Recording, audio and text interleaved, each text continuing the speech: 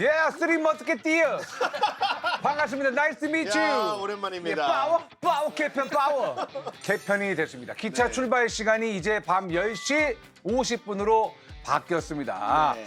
자, 우리 취미 과학자 시청자분들도 시간을 좀 잘 맞춰서 이제 오셨겠죠. 밤 시간대로 갔다라는 거는 이 프로그램이 많은 분들한테 관심을 많이 받고 있다라는 거 아닐까 싶습니다. 네. 그죠? 어떻게 보세요? 원래 밤이 시간이 더 좋은 건가요? 아, 전문 용어로 프라임 타임이라고 그러죠. 아, 치열한 시간대입니다. 예, 프라임 타임. 사랑받고 있는 건가요? 예. 저한테도 심지어 귀엽다. 이제서야 알아가는 너의 모습을 보니 귀엽다라고 하시는 분도 계시고. 제가 아파트 발코니 확장은 들어봤어도 열차 확장은 처음 보는 것 같아요. 이렇게. 확장이 됐어요. 그러니까요. 칸을 옆으로 늘렸어요. 네. 뭐 대폭 개선됐다고 그랬어요. 그 대폭이 이겁니다. 이뻐. 대포. 예. 특실로도 옮겨주고 새로운 손님도 모셔주셨어요. 예, 이제 고정입니다. 아우 네. 고정되더니 어. 머리에 뽕이 많이 올라왔네요. 머리도 길었고 이제 눈도 이걸 위해 라식을 했어요? 했어요. 이거리가는 안 보여. 아, 근데 안경 쓴 게 난데. 또 보다 보면 익숙해지실 거예요. 아, 그래요?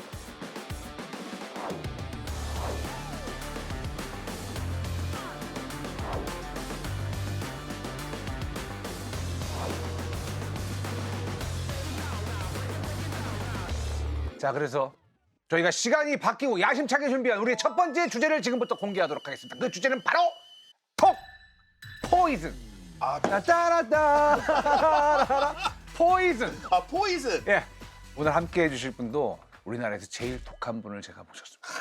자, 교수님 나와주시죠.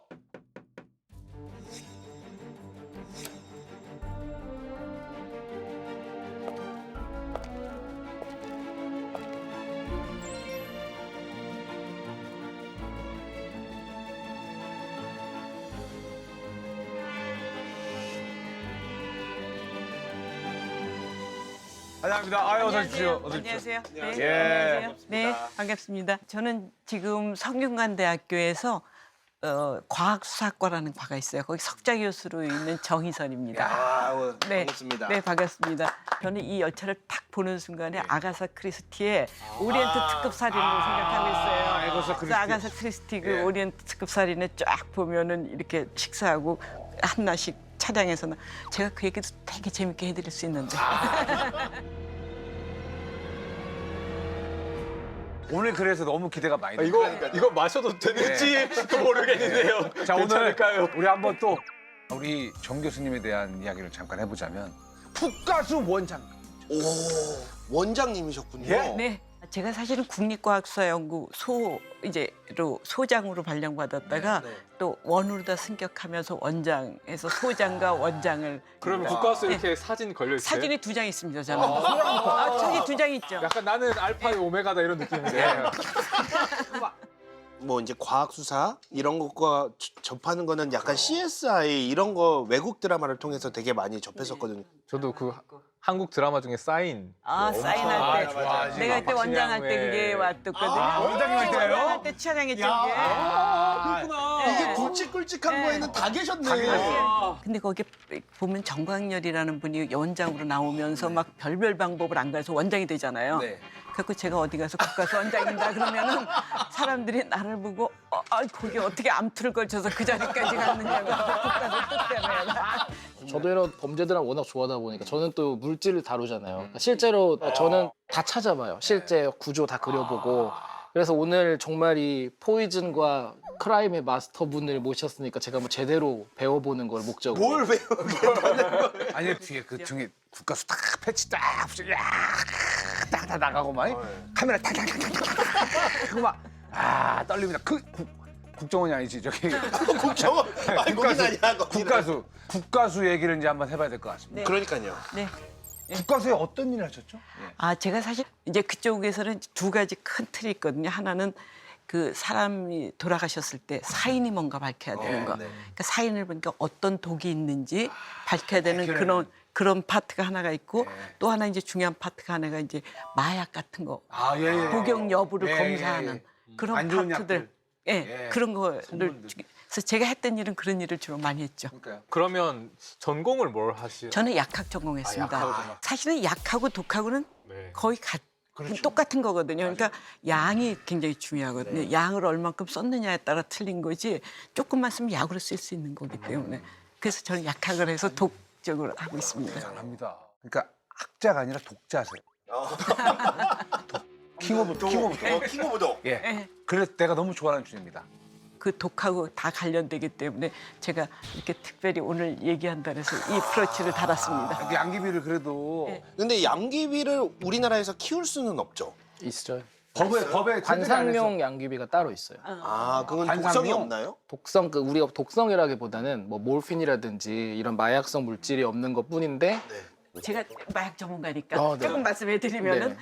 그 양귀비 이제 그 종류가 굉장히 많거든요. 한 200종 가깝게 돼요. 그 중에서 조금 전에 말씀하신 것처럼 그 성분이 나오는 건 몰핀이라든가 코데인 뭐 이런 성분이 의료용으로 나오는 거. 쓰니까. 예, 그런 의료용으로 쓰기 때문에 그렇게 키우는 것들이 있고 그런 성분이 있는 게 한 3가지가 우리나라에서 법적으로 규제가 돼요. 그래서 걔는 키우면 안 돼요. 교수님이 맡았던 그 사건들 중에 네네. 제일 유명한 사건들이 어떤 게 있을까요? 사실은 정말 유명했던 사건으로 하면은 그 굉장히 유명한 가수가 사망을 해서 그 사인을 밝히느냐고 제가 굉장히 좀 고생해갖고 그 사인을 밝혔어요. 김선재 씨요? 네. 진짜요? 네, 그 사건이 아주 굉장히 컸죠. 저한테는. 네, 아, 그 그런 사건을 사- 담당하셨군요. 그러면 컴백 방송하고 그 다음날 바로 맞아, 네, 맞아요. 네, 그날이었죠. 그날 컴백 방송하고 그날 밤에 돌아가신 거죠. 바로 출동하신 거예요 그때? 굉장히 유명하신 분이 사망해서 빨리 나와야 된다 그래서 갔더니 아 이상하다고 뭐 팔에 주사바늘 자국이 28개가 있다는 거죠.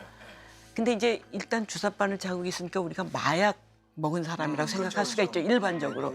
그러니까 뭐 위내용물, 혈액 뭐 이런 거 갖고 이제 저희가 소변 갖고 실험을 하거든요. 검사를 검사해야죠. 그러니까 이 독극물 중에 뭐든지 사인이 될 수 있는 게 뭐가 있는가 찾는 거죠. 다 나왔어요? 그래서 이제 막 찾는데 뭐가 보이는데 못 찾겠는 거예요. 뭐 성분이 뭔지.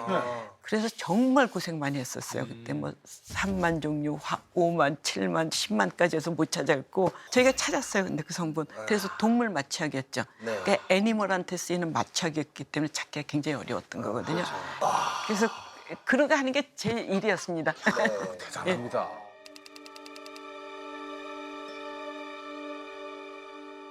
국가수에 계시면 좀 기억에 남는 그런 살인 사건 같은 게 좀 있을까요? 2009년이죠. 2009년. 네, 2009년 얼마 안 그 됐네. 보령에서 있었던 사건인데 마을 분들이 다 같이 그 관광 여행을 갔다 오셨어요. 갔다 오셨는데 그날 저녁에 여성분 한 분이 그 칫솔을 갖고 있으면서 집에 쓰러져서 사망하셨고 그 다음 날 또 그 집에서 좀 올라가 있는 집 중에 부부가 또 돌아가신 마을 거예요. 분들이요? 네, 부부가 우와, 돌아가신 순천역으로? 거예요. 네, 그러니까 3분이 돌아가신 거예요. 근데 이렇게 3분이 되니까 이상하다. 이거 좀 이상하다.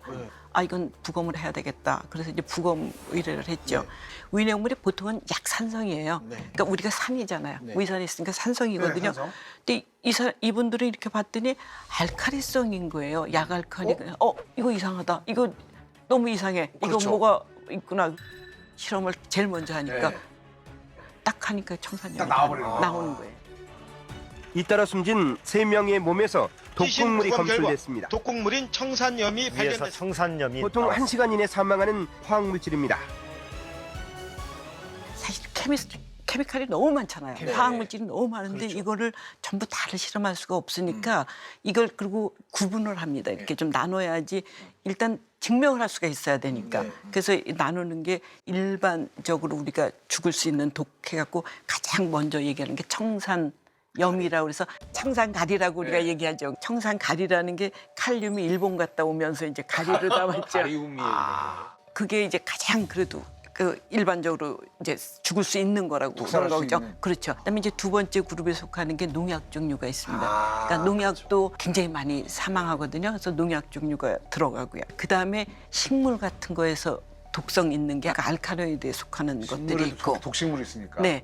그러니까 미지물질 찾아가는 게 그렇게 좀 나누고 그렇게 있습니다. 좀 나눔이 다 네. 있는 건데 청산 이게 딱 나왔다. 네. 이게 근데 살인이냐? 그래서 예. 이제 수사하는 쪽으로 쭉 얘기를 해서 봤더니 피로회복제라고 저기를 드링크제를 갖다 준 거예요. 드링크제를 갖다 주면서 그래서 글씨를 썼어요. 이거 피곤하니까 드시라고.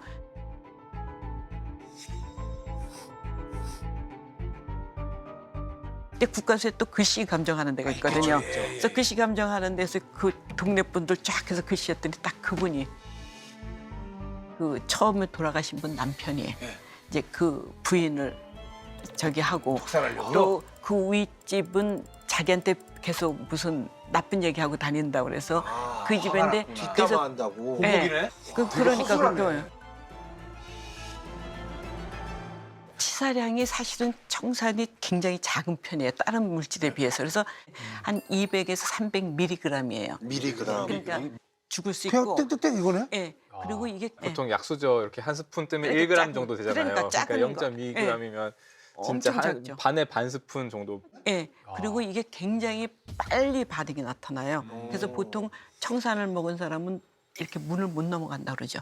그 정도, 그러니까 순식간에요? 1, 2분 안에도 사망할 수 있다는 거거든요. 아니 그러면 그 증상이 어떤지 궁금. 걸어서 못 나간다고 이렇게 막 속이 막 다 장기를 막 그렇죠. 태워버립니까? 네. 뭡니까 그게? 예. 사실은 부식도 좀 할 거고요. 그러니까 아까 보면 의 출혈 같은 것도 생기는 거고 가장 큰 저기로는 우리 몸에 그 산소 공급을 해야지 우리가 사는데 산소 공급을 못하게 하는 거예요. 얘가 가서 그냥 결합을 하는데 산소보다 얘가 한 400배가 친해요. 그러니까 400배 친한 애하고 있고 있지 산소하고는 결합을 안 할 거 아니에요. 그러니까 우리 몸에 산소 공급이 안 되는 거죠. 그러니까 세포들이 다 죽죠. 산소는 공급이 되긴 해요. 근데 산소를 써서 우리가 막 작용을 해야 되는데 이거를 막아버리다 보니까 우리 많이 그때 ATP를 아예 못 만들게 돼버려요. 아 ATP를. 그러니까 세포들이 하나씩 질식하고 ATP도 다 아시는구나. 예, 다 아시죠. ATP와 DNA 얘기를 많이 해와가지고 그러니까 산소 공급이 안 되니까 우리가 이제 미토콘드리아라는 데가 있어서 그거 갖고 이제 우리 에너지도 만들고 막 이래야 되는데 얘를 못 만들게 하는 거죠. 얘를 다 못 달게 하니까. 모든 걸 예. 스톱시켜버리네. 그러니까요. 교수님, 네. 청산가리가 들어있는 뭐 약간 뭐 음료라든가 이런 거 먹으면 사람 모릅니까? 맛이 에이씨, 왜 이래 이런 게 안 뭐 느껴져요? 향이라든지 거의 아니면은 없죠. 뭐 거의 없죠. 근데 이게 보통 알려져 있는 몇 네. 가지 이야기가 네. 청산가리가 무슨 아몬드 향이 난다 이런 식으로 설명이 많이 돼요. 근데 우리가 먹는 아몬드가 아니라 우리 먹는 건 스위트 아몬드라 그래서 냄새가 안 나는 거고 이 비터 아몬드라고 쓴 아몬드가 있는데 얘는 특유의 냄새가 있어요. 용도가 다른데 이 녀석이 그 물질이 있거든요.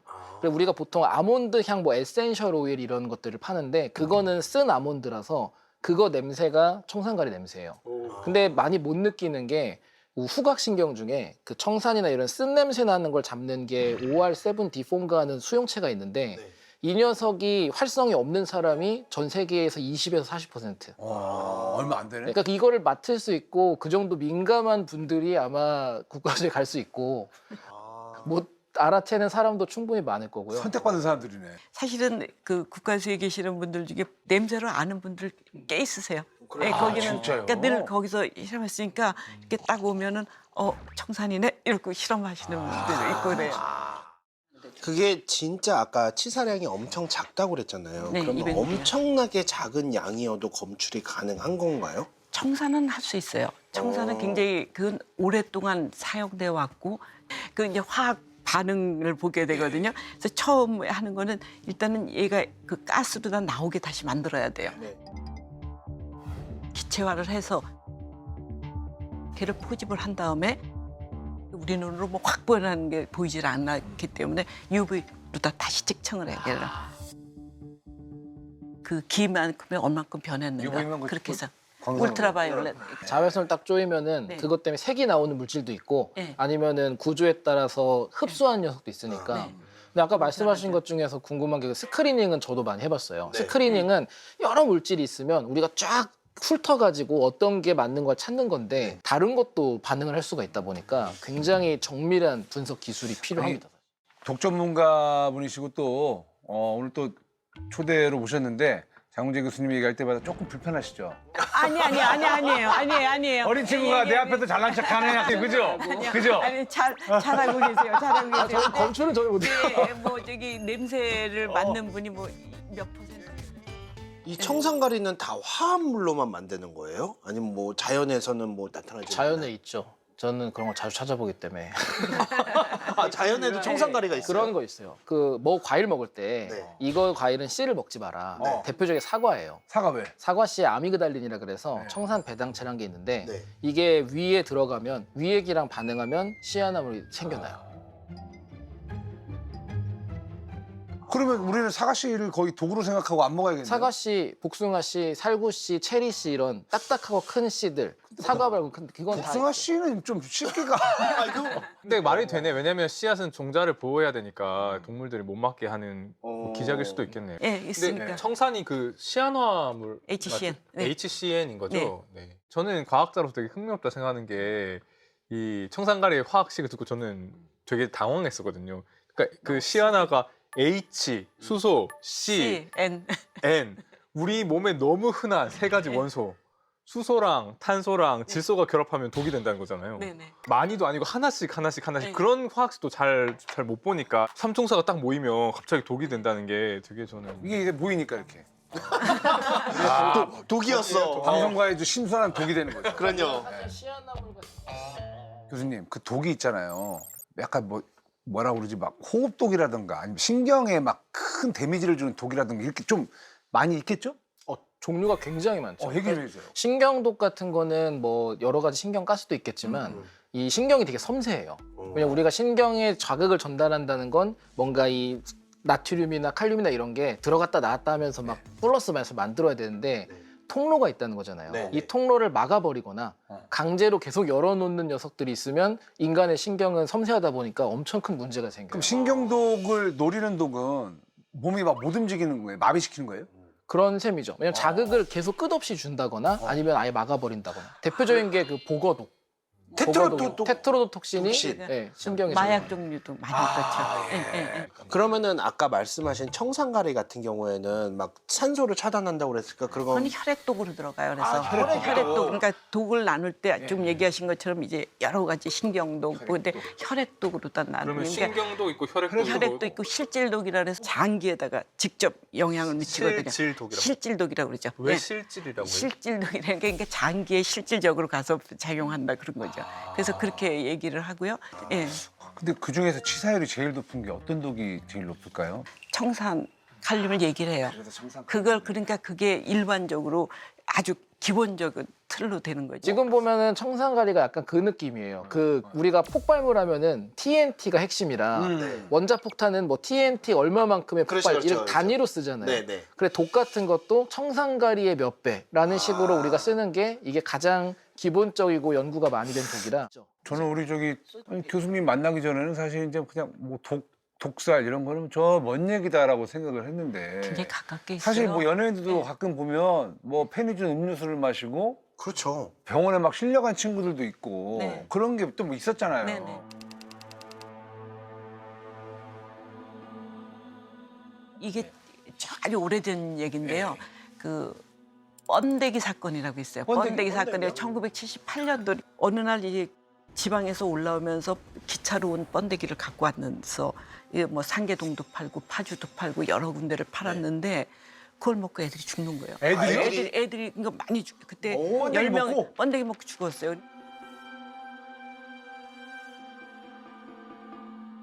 사람들이 거기서 냄새 난다 그러니까 물로다 그걸 씻은 거예요. 물로다 씻고 말린다고 나눴는데 지나가던 사람이 그걸 집어 먹었어. 그러고 죽었어요 또.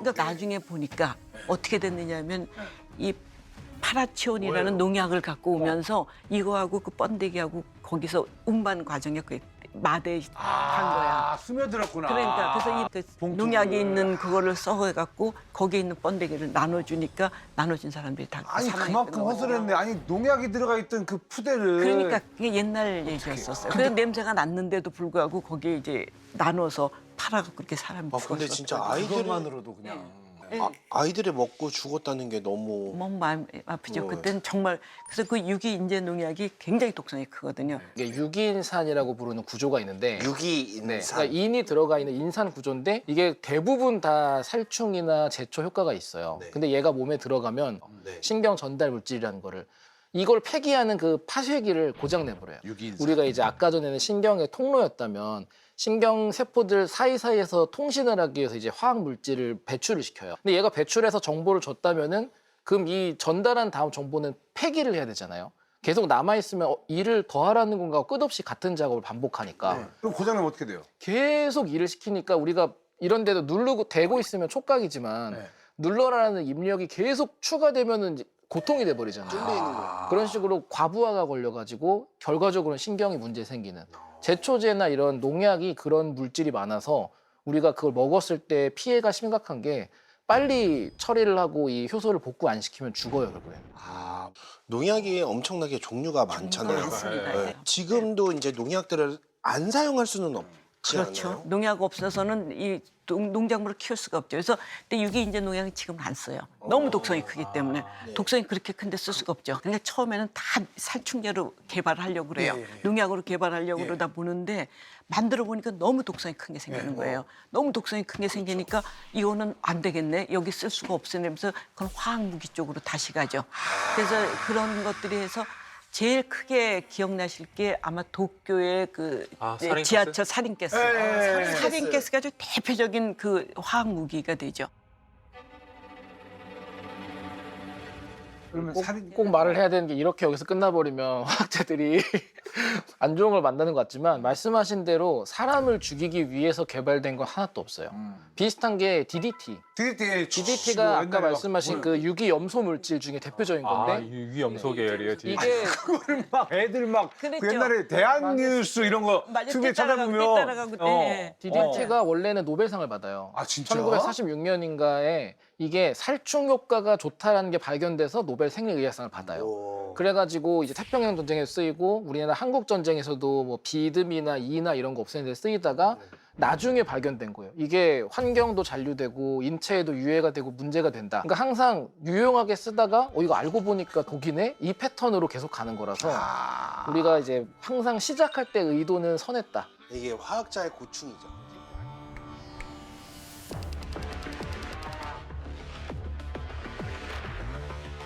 그 기억나는 게 옛날에 김정은의 형 네. 김정남 살인 맞아. 사건 때 네, 맞습니다. 그때 CCTV 보면은 여성 2명이 이렇게 와가지고 뭔가 쓱 몸을 만지고 가는데 갑자기 쓰러지고.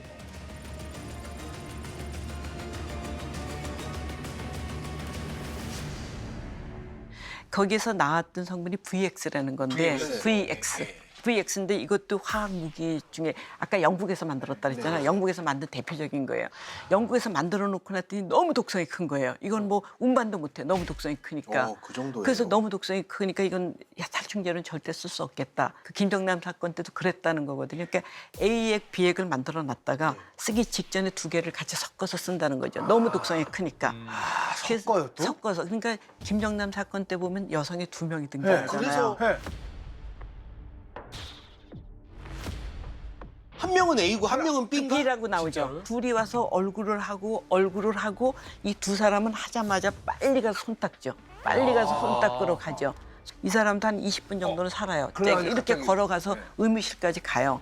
가서 나는 뭐가 이렇게 된 것 같다 하거든요. 근데 그게 사실 피부로 흡수되는 것보다 점막으로 흡수되는 게 굉장히 빨리 독성이 나타나거든요. 점막으로 흡수되는 건 너무 소름 돋는데. 그러니까 눈 눈, 점막 눈 같은 이런데? 데 이렇게 흡수가 되죠. 그래서 독성학자들이 결론 난 게 A, B다. A하고 B는 자기가 각자 갖고 있을 때는 괜찮아요. 그렇게 독상은 거의 괜찮아요. 그냥 아무것도 안 애들이 뭉쳐버리면 이제 확 하듯이 그렇게 되는 거예요. 화학 반응이 일어나는 화학 거죠. 반응이 일어나는 거죠. 그래서 거기 보면 이제 한 여성분은 조금 더 독성이 나타났다 그러거든요. 한 사람은 괜찮다고 그러고 그래서 그런 걸로 이제 설명이 그렇게 되는 거죠. 두 번째가 나타났을 거예요. 왜냐면은 그 사람도 바르면서 이미 A가 묻어 있는 그렇죠. 상태에서 참 무섭습니다. 근데 이 신경가스라는 게 얼마나 위험한지를 아냐면은 그때 김정남의 가방에 네. 아트로핀 주사기가 그게 있었다라고. 아트로핀이 그 우리나라 군대에서도 K마크 1이라 그래서 큰 주사기를 이렇게 허벅지에 찌르는 게 해독제? 허벅지 찌르고 가슴 딱 찔러서 바로 그냥 두 개 주사기,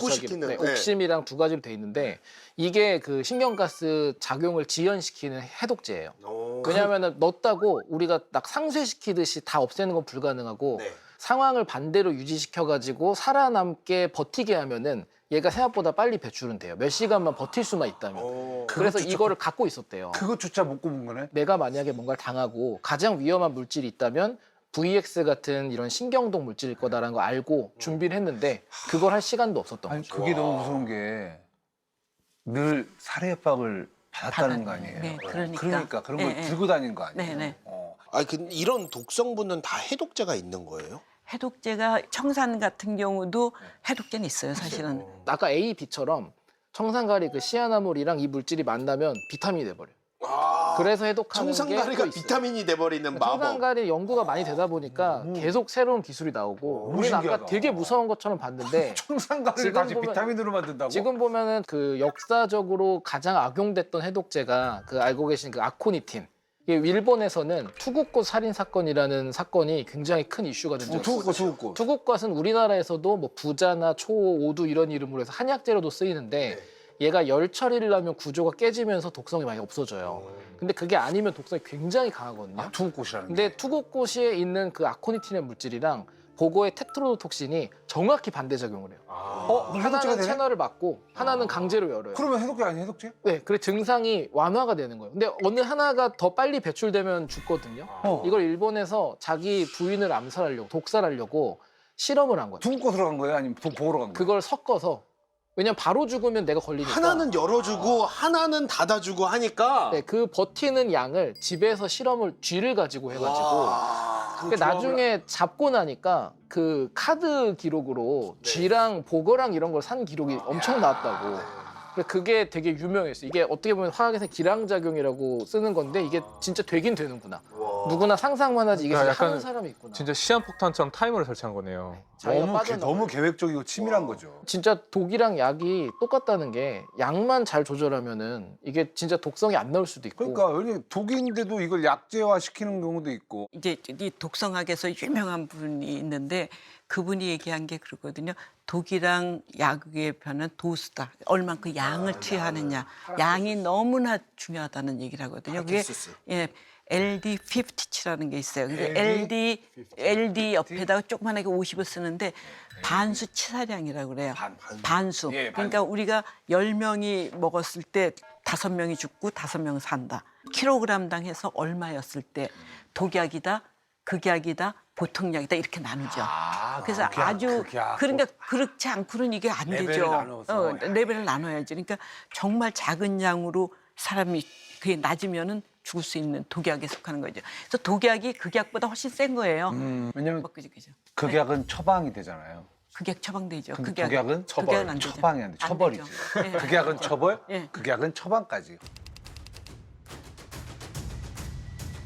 그러니까 교수님 네. 따지고 보면 청산가리 같은 거 구하기 어렵잖아요. 응? 다른 것도 구하기 어렵잖아. VX 어떻게 구해? 근데 보거나 네. 독사 같은 경우는 추출을 해가지고 내가 이거를 뽑아놓고 있을 수도 있는 거 아니에요? 그 보고독은 사실은 그 우리나라에서 좀 이슈가 많이 됐던 거는 옛날에 좀 가난했을 때 음식점에서 알을 밖에다 이렇게 주면은 사람들이 그게 그냥 생선 알인 줄 알고 해서 돌아가신 분들이 꽤 있었고요. 그럼요. 그러니까 그것에서는 사고가 보면 사고가 1년에 넘어가지. 1년에 한 3-4건 항상 있어요. 그렇게. 지금도요? 그러면 그래서 사실은 우리가 한 80년대쯤에서 국가수에서 뭐를 했냐면 보고 안 사다가 보고 테트로톡신 분리하자. 그거 실험 무지무지 열심히 했거든요. 근데 보고 알 하나면은 몇 사람이 죽을 수 있을 거예요. 그러니까 그 안에 있는 테트로톡신 양은 너무 조금이에요. 테트로톡신이 사실은 청산보다도 한 1000배 독성이 크다고 그래요. 그 정도예요. 그 정도로 독성이 커요. 조금 먹어도 죽을 수 있거든요. 진짜 근데 저 유명한 식당들은 가도 되겠죠? 그러면 네, 알겠습니다. 그럼 이제 다음에 한번 가. 저희 한번 가시죠. 그 테트로도톡신 네. 보고 독은 보고가 어떻게 만드는 거예요? 걔네들이 살면서 그냥 만든 거죠. 생체 내에서 그냥 만드는 거죠. 두 지네들이 가지 자기 정도 보호죠. 가설이 있대요. 걔네 진화인가? 제가 듣기로 진화? 아직 명확하진 않다라고 들었는데 걔네가 먹는 그 식품, 먹잇감에 있던 것들을 축적한다는 말이 있고 다른 거는 그 과정에서 미생물이 몸에 공존하게 되는데 이 미생물들이 이걸 만들어서 장내 축적시킨다라는 미생물 이야기. 이런 거요? 근데 어떻게 자기 독에 중독이 안 되는지 이 메커니즘은 또 동물마다 달라요. 예를 들어 뱀은 독을 모아두는 주머니가 있다 보니까 뱀은 자기 독에 죽어요. 실수로 자기를 물면? 뱀끼리 싸울 때도 물어도 죽고 오. 자기가 이제 상처가 있는데 들어가도 죽어요. 그냥 물리적으로 격리하는구나. 독을. 네, 물리적으로. 근데 보거 같은 경우에는 자기가 유전적으로 진화를 해서 내성을 만들어 버렸어요. 근데 보거는 보거독이 안 죽어요. 진화가 돼 버렸다. 그 진화죠. 진화로 봐야죠. 그러니까 생명체마다 자기 독을 오. 취급하는 게 다 다르더라고요. 그 도깨구리는 어렸을 때 우리 도깨구리 만지면 큰일 난다고 그랬잖아요. 그럼 걔는 약간 피부 접촉으로 인해서 두꺼비 독 같은 경우는 거기서 저기 부포테닌이라는 그 성분이 나와요. 그 저기 껍데기, 두꺼비. 그 두꺼비 안에서 분비가 돼요. 네. 제가 이거 동물에 대해 독특한 얘기를 몇 개 아는 게 있는데 두꺼비 독 얘기가 있었잖아요. 두꺼비 중에서 근데 그 콜로라도 강두꺼비라는 두꺼비 미국에 있어요. 근데 얘는 그 부포테닌 같은 물질 말고도 약간 향정신성 물질을 분비하는 게 밝혀진 거예요. 그럼 마약 아니에요? 그래서 사람들이 국립공원에서 두꺼비를 잡아서 걔 등을 핥아가지고 아이, 진짜 뻥치지 마요, 진짜. 아니 경고문이랑 사진이 있어요.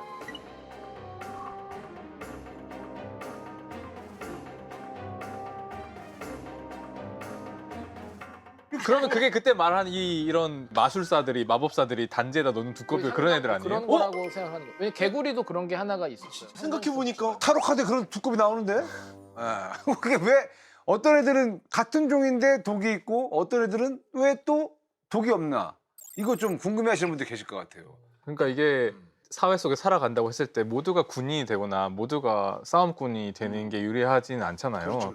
농사를 짓는 게 또 더 유리할 수도 있고 그런 것처럼 어떻게 보면 독이라고 하는 게 동물의 생존 전략 중에 하나일 것 같은데 굉장히 제가 진화생물학자로서 흥미롭게 생각하는 게 뭐냐면 독살의 역사가 엄청 깊다는 게 독살 네. 맞죠? 동물이 이제 진화한 게 뭐 대충 6억에서 8억 년 전쯤에 이제 동물이 최초의 동물을 출현했다고 하는데 그때 최초의 동물은 아마도 박테리아 미생물을 걸러서 먹는 그런 종류의 친구였을 거라 생각을 해요. 그러다가 등장한 새로운 종류의 동물이 해파리 같은 애들인 거예요. 아, 해파리 독 있지. 아, 해파리 독 있지. 해파리 같은 애들이 뭐냐면 사냥꾼인 거죠. 아, 오히려. 맨날 쏘여가지고 오는 사람들 해수욕장에서 많죠. 해파리 때문에 난리 나요. 네. 그리고 해파리 독은 굉장히 신기한 게 제가 이제 해파리 또 연구하고 있어서 알아봤더니 단일 성분이 아니라 아 그래요? 굉장히 복합적인 성분이에요. 아. 그래요? 하나의 해독제로서 중화를 할 수가 없어요. 아 그래요? 근데 이게 이런 군비 경쟁이 있었을 것 같아요. 예를 들면 독살하는 이런 해파리 같은 게 있으면 잡혀먹는 애들은 당연히 해독하는 거를 진화시킬 거 아니에요. 그럼 기존의 독이 무력화되잖아요. 그럼 얘가 또 독살한 애가 이 독이 안 먹어? 새로운 독이 출현하고 이게 계속 왔다 갔다 해버리면 얘는 아주 많은 독을 해독할 수 있는 능력을 지니게 되고 얘는 그걸 다 극복하기 위해서 독을 칵테일로 넣는 거죠. 뭐. 진화적으로 그 독 있는 생물이 되게 신기하다 느끼는 게 우리가 보통 버섯이나 개구리나 이런 게 되게 화려하게 생긴 것들이 독이 있다란 말이 있잖아요. 자기를 누군가가 먹거나 공격했을 때 얘는 독이 있는 거니까 먹으면 안 돼라는 거를 그 다른 종에게 학습을 시키기 위해 된 건데 그렇게 치면 얘는 무엇을 위해서 내가 죽더라도 이 정보를 주기 위해 진화를 한 걸까 생각해보면 이해가 안 갈 때 많아요. 자기가 화려해요. 버섯들 화려한 색깔을 보면 쟤는 먹으면 안 돼라는 거를 우리 포식자가 알면 포식자도 좋고 버섯도 좋잖아요. 서로 둘 다 사는 거니까. 그렇죠. 윈윈의 그래서 어떻게 보면 수억 년 동안 진화적으로 보존되어 온 드레스 코드인 거죠. 독이 있는 애들은 화려한 걸 입어라 라고 하는 드레스 코드인데 그럼 화려하지 않은데 독 있는 생명체 약간 악의로 가득한 생명체라고 보여줄까요? 그래서 사람이 좀 어디 차리고 가면 화려하게 입잖아요. 쉽게 보지 말라고. 건들지 말라고. 호피무늬 입고 뭐 쉽게 보지 말라고. 네, 그런데 저는 궁금한 게 우리 인간은 왜 독을 쓰기 시작했을까? 처벌을 해야 된다든가 뭐 이럴 때는 어쩔 수 없이 그냥 그 칼이나 뭐 이걸로 죽일 수 없을 때 제가 보기에 이제 소크라테스부터도 보면은 독미나리를 먹고 사망을 하고 우리나라도 보면 계속 보면은 사약이라는 게 이렇게 있어서 사람들한테 그 처형의 의미를 다 주는데 물리적으로 죽여야 된다고 하면 물리적으로 약한 사람은 사실 누구를 죽이고 싶어도 죽이지 못할 텐데 못하죠. 예. 자기보다 강한 사람을 죽일 수 있는 수단이기 때문에 그렇죠. 굉장히 널리 쓰여있게 됐을 것 같아요. 사회적으로 그래서 제일 독살이 많이 일어났던 곳이 부엌이었어요. 그냥 어딘가 넣어가지고 먹여야 되는데 음식이나 차를 만드는 곳이 부엌이다 보니까 그래서 물리적으로 저항할 힘이 없던 사람들이 이제 가장 폭력적으로 유일하게 저항할 수 있는 방법일 수밖에 없었고 사회적으로 쓰였던 거는 도구로 누군가를 처형하는 게 심리적 부담감이나 죄책감이 제일 덜해요. 그런 것 때문에 이제 처형 쪽엔 쓰였고 상속 쪽에서도 되게 유명해요, 비소가. 비소 별명이 상속의 가루였어요. 상속에 가서 진짜 그 정말 재산을 굳이 설명 안 해도 굳이 설명을 안 해도 상속의 가루가 너무 들어오네. 왜냐면 나는 영화나 드라마를 너무 많이 봐가지고 뭐 그런 느낌인가요? 네, 이네리턴스 파우더라고 아예 명칭이 있어가지고 진짜 그 정도였어요? 암소와 아, 르네상스 시대도 어마어마하게 쓰였죠. 저기는 아주 특징이 예. 맛이 안 나고 냄새가 안 나고 또 그 색깔도 없어요. 그러니까 포도주에다 많이 넣은 거예요. 외국은 유럽 쪽은 포도주를 물처럼 마셨으니까. 그래서 집안의 우더른이나 아니면 종교계에서도 형제들. 뭐 추기경을 암살하면 내가 그다음 될 수 있고 하니까 여기저기서 너무 많이 썼던. 굉장히 오래 쓰였었어요. 비소는 참 오래 쓰이고 저게 만성 독성이라 그래서 금방 죽지 않고 조금씩 쌓여가거든요. 계속 쌓여가니까 또 증상이 콜레라하고 굉장히 비슷해요. 콜레라 증상 설사나고 뭐 이러니까 내가 콜레라 걸렸나 이질 걸렸나 뭐 이렇게 생각할 수밖에 없게 하다가 예. 에거서 크리스티 되게 좋아하신다 그래서. 저 너무 좋아하죠. 제가 아니 지금 교수님 약간 아가사 크리스티 얘기 나오자마자 소녀 얼굴이 되셨어요. 여기 봐 여기 우리 교수님 보면 캐릭터 너무 진짜 막 기억이 오래오래 갈 것 같아. 그러니까요. 근데 소설 같은 거 쓰려면은 그런 것도 있어야 되잖아요. 뭔가 절대 걸리지 않는 완벽한 범죄 같은 거 그런 거 있어야 되지 않아요? 그래서 아가사 크리스티가 그 얘기를 해요. 지금 나한테 이 독극물, 독약을 한 병만 줘라. 내가 완벽하게 이 범죄를 만들어 줄게. 이런 정도로 얘기해요. 아가사 크리스티가 그렇게 자신 있어 했어요. 아니 사실은 그 아가사 크리스티가 80권의 책을 썼어요. 그중에 300명을 죽였어요. 300명 중에 100명을 독극물로 죽였어. 근데 그 사람이 쓴 독극물이 한 30종이 돼요. 30종이야. 사실 나같이 독한 사람이 보면 얼마나 이게 그러니까 얼마나 관심이 이 사람 도대체 어떻게 이렇게 알을 수가 있을까? 그게 너무 교과서가 될수 궁금하죠. 있는 거지. 그리고 그분 쓴 책 보면은 그 청산을 쓸 때도 스파클링 사이나이드인가 해갖고 거기는 샴페인에다 집어넣어요. 그럼 마시면 죽는 거죠. 그다음에 그 다음 책에서는 여기 그 목에다가 주사해서 죽게 하고 또 어떤 책에서는 분무기 해가지고 호흡해서 그러니까 똑같은 한 가지 물질을 이렇게 세 가지 방법으로 죽일 수 있을 정도의 이걸 안다는 거 쉽지 않거든요. 네. 내가 제일 감동받았던 건 그 사건이 19개월 된 아기가 네. 카타르에서 어떤 질병에 걸려요. 근데 카타르에서 걔를 치료하려고 막 근데 치료를 못해. 그래서 걔가 어쩔 수 없어서 런던으로 와요. 런던으로 와서 보는데 간호사가 얘를 보는 순간에 내가 저 증세를 어디서 봤는데 막 기억하는 거야. 이 증세가 어디서 있었던 거지? 가만히 생각하니까 내가 얼마 전에 읽었던 책이 있지. 무슨 책이야? 그러니까 아가사 크리스티야. 그 페일로스라는 책을 봤어. 그 책에 있는 그거였어. 거기에 나오는 게 탈리움이라는 성분이 있었어. 그 물질이 있었어. 그래서 의사한테 얘기를 해요. 혹시 얘한테서 그게 나오나 한번 우리 실험해보면 좋겠다. 근데 그 성분이 나왔어. 근데 뭐가 나오면 치료가 돼요. 치료가 돼서 걔가 나았어. 그러니까 얼마나 기가 막힌 스토리예요. 진짜로. 그래서 되게 뭔가 소름 돋는다. 굉장하죠. 살인 사건이 살린 아기. 그러니까. 그래서 뉴욕 타임스 기사에 딱 났어요. 보니까 아가사 크리스티가 제1차 세계대전 때 간호사를 했었고 그다음에 이제 약제사가 되려고 막 공부를 해요. 엄청 공부를 해.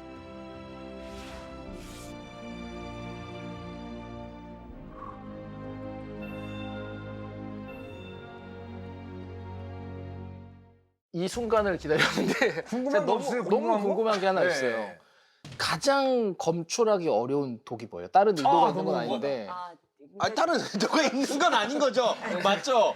비소 같은 건 쉬워요. 비소는 비소 쉽고 뭐 다 쉬운데 검출이 어려운 거. 정말 검출하기 어려운 게 그 리신이라고 그랬고 피마자유. 뭐예요? 피마자유? 피마자유라서 그 식물에 우리가 옛날에 피마자 기름이라고 나왔었어요. 들어봤는데, 그 많이 피마자 이제 기름 뭐. ip도 되게 특이하죠. 피마자유. 예. 그 거기서 나오는 그 독성 성분이 있는데 그 리신이라고 그러는 게 리신, 예. 워낙 작은 양으로 그 독성을 나타내고 일단 검출이 어려운 게 단백질 성분으로 돼 있어요. 찾기가 굉장히 어려워요. 질문을요. 청산의 1000배 정도 되는 거라 청산의 뭐 그렇게 뭐 1000배? 이 증상이 뭐 깨고도 그기도 전에 아마 죽을 그냥 것 같아요. 깨게요? 네. 식물이 그러니까 갖는 독 중에 제일 독한 제일 게 독하죠. 광대버섯 네. 아마니틴이랑 리신이 제일 독하다고. 여기 막 산에 막 가면 있는 아니 애들이에요? 그렇게는 안 그건 되고요. 아니죠? 그거는 그렇게는 안 되고. 사람이 사망을 했을 때 네. 즉석이라기보다 바로 검사를 하면 되게 많은 정보가 있겠지만 뭐 어느 정도 뭐 하루의 시간이 경과됐다거나 하면 어떤 물질은 그 사이 분해되는 물질도 있을 거고 하잖아요. 그래서 약간 인슐린 같은 것도 많이 주입하면 인슐린도 어려워요. 그게 어려울 네. 것 같아서 저는 인슐린을 예. 많이 주입한다고요? 인슐린을 과다 주입하면 죽어요. 죽어요. 저혈당 죽어요. 저혈당 예, 쇼크겠구나. 죽었고 그다음에 우리가 그 포타슘 있죠. K. 되게 많이 칼륨. 치죠. 칼륨. 우리 몸에 있는데 걔를 집어넣으면 우리가 죽죠. 그게 우리가 평형이 돼야 되는데 평형이 안 되니까 밸런스가 죽죠. 안 맞으면 안 그냥 맞으면 죽는 죽죠. 거구나. 예. 그런 것들은 진짜 검출하기 어렵겠네요. 어렵죠. 원래 우리 몸에 있는 거다 맞아요. 보니까. 원래 있는 물질이 들어가면 정말 어렵죠. 그러니까 외부에서 들어온 거랑 구분이 안 되니까. 그렇겠네요. 예. 근데 이제 그렇잖아요. 어쨌건 이렇게 밝혀내는 사람들이 있으니까 어떤 독을 쓰던 무조건 밝힐 수 있다 없다 어떻게 생각하십니까? 다는 못 밝힙니다. 다는 못 밝혀요? 다는 못 밝히는데 그래도 굉장히 많은 종류 찾습니다. 많은 종류는 찾기 때문에 네네. 비소 같은 경우도 계속 쓰고 있다가 비소의 검출법을 만든 거예요. 그렇죠. 그러니까 그다음부터 비소 못 쓰죠. 네. 이거 쓰면 다 걸리네. 그러니까 못 쓰죠. 묘하게 들리는 게 독이라고 하는 게 인류 문명에서 등장해서 널리 활용된 거에 가장 그 어떻게 보면 근본적인 힘이 보이지 않는 그 살상 무기인 거잖아요, 이게. 근데 국화수가 하는 일은 그 보이지 않는 독을 보게 하는 거잖아요. 네. 계속해서 볼 수 없는 독을 만들려는 자들과 보이지 않는 독을 찾는 보려는 그런 또 과학자들, 또 과학 수사하시는 분들의 네. 이 끝없는 군비 경쟁. 와. 근데 감사합니다. 승리자는 국가수일 수밖에 없어요. 예, 네. 그럼요. 독 중에서 그 좀 두려운 독 있으세요 혹시? 아까 그 화학무기 같은 거 좀 걱정되고요. 그다음에 요즘에 이제 그 마약 종류에서 그 펜타닐이라고 그래서 그 미국에서 굉장히 문제되는 네. 거 있거든요. 그냥 가끔씩 TV에서 이제 그 길거리 길거리 미국 이렇게 허리 굽은 너무 사람들. 무서워요. 예. 그러니까 2021년에 그 미국에서 마약 때문에 죽은 사람이 10만 7천 명이에요. 10만 7천 명인데 그중에 펜타닐로 죽은 사람이 7만 명이 넘어요. 그럼 거의 다 펜타닐. 70% 되거든요. 그러니까 교통사고로 죽은 사람보다도 많고 총기 사고로 죽은 사람보다도 많다는 거거든요. 너무 심각한 거예요. 그렇게 굉장히 심각하고 아주 더 큰 심각한 거는 펜타닐은 지금 우리가 암 말기 환자들 같은 경우에 그 진통제로 해서 이 패치라고 해서 제가 붙이죠.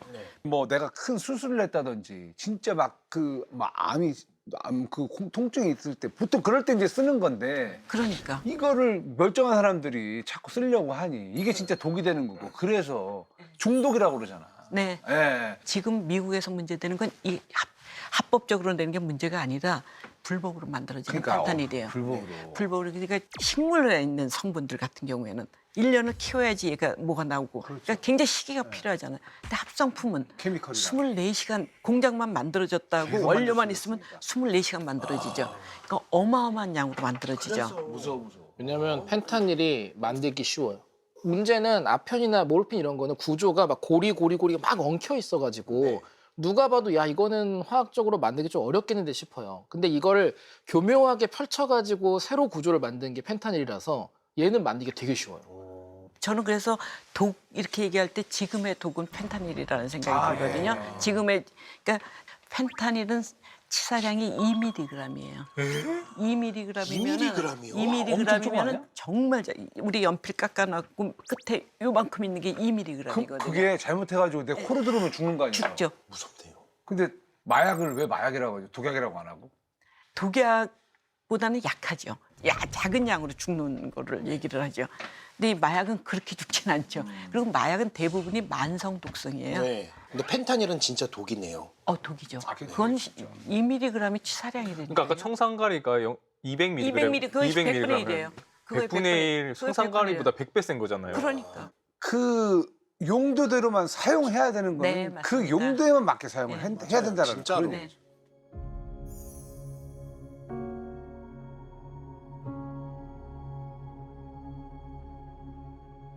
아니 거의 한평생을 지금 독과 함께 하셨거든요. 네, 그리고 그렇습니다. 독과 함께 또 잔인한 사건들과 맞아요. 또 함께 해 오셨잖아요. 막 뭐 가늠할 수는 없지만 진짜 힘드실 것 같다는 생각이 그런 생각이 들거든요. 많이 들어요. 사실은 굉장히 국립과학수사연구원의 일이라는 게 그 과학자를 행복하게 해주는 면이 있어요. 뭐냐면은 미지의 물질을 찾아가는 과정이잖아요. 네. 전혀 모르는 거를 찾아가는 과정인데 마지막에 찾았을 때 그건 다 아시잖아요. 네. 얼마나 기쁜가.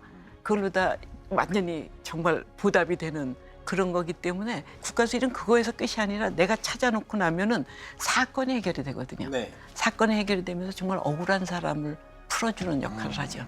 그거는 아무나 할 수 없죠. 그 과학자들은 할 수 없는 일이고 오로지 국가수에 있는 과학자들만이 할 수 있는 일이거든요. 억울함도 많이 또 밝혀주셨잖아요. 그죠? 그럼요. 그리고 좀 집념이 있어야 돼요.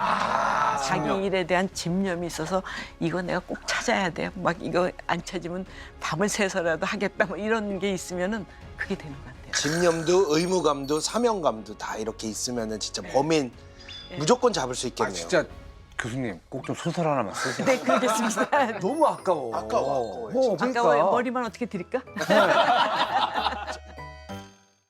오늘 주제가 또 암 백신입니다. 기술이 엄청나게 발전하고 있는데 왜 유독 암만요? 암이 가장 현대인들이 두려워하는 없애도 자꾸 또 자라나죠. 네, 암과의 전쟁은 처절하게 실패를 했다고 봐야 되나요? 이제 면역학이 너무 이제 발전한 다음에 다시 이제 암을 이제 면역으로 치료해봐야겠다. 그 전까지는 사기 말기 암 환자는 완치가 없는 거예요. 또 완치된 사람들이 있는 거예요. 아 그것 때문에요? 예. 근데 아예 완치요? 된 사람들이 있어요. 이 환자 맞춤 암 백신을 맞으면 재발이 안 된다. 이제 이런 목적으로 쓰일 거예요, 주로.